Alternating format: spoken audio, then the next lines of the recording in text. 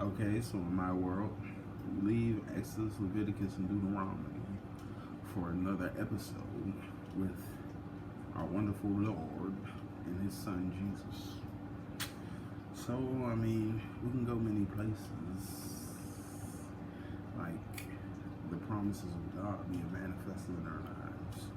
We have to understand that, we have desires and we have pleasures.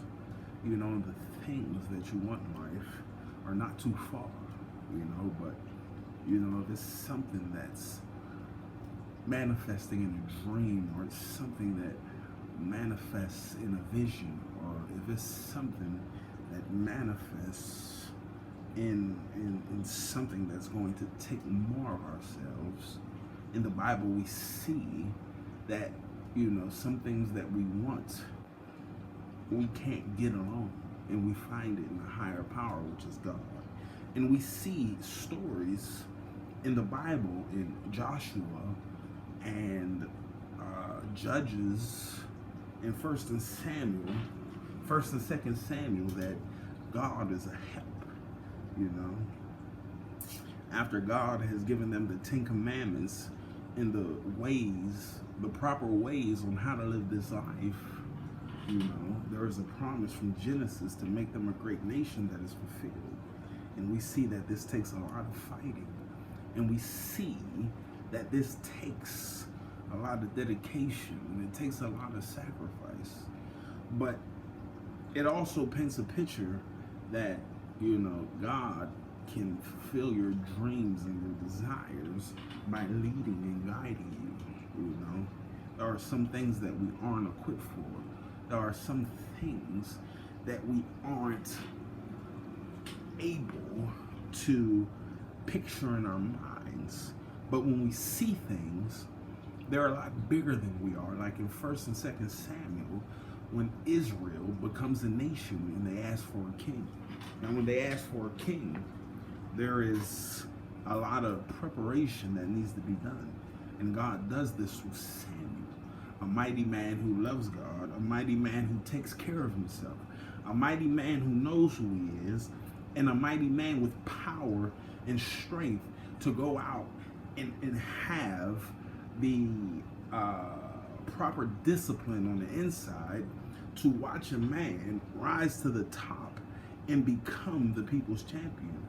He is a little boy who God comes to for the first time when he's 13, and he comes through the prophet Eli, and through all that's going on during these times, after Eli dies and Samuel takes power, God tells him to go find David, in other words, to become the leader of this new nation.